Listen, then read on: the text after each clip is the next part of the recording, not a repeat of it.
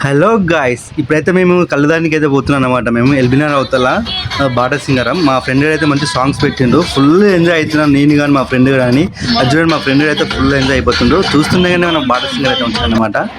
So మాకైతే ఆగలేకపోయినా మా friend కూడా అయితే పోయి బేరం అయితే ఆడిండు.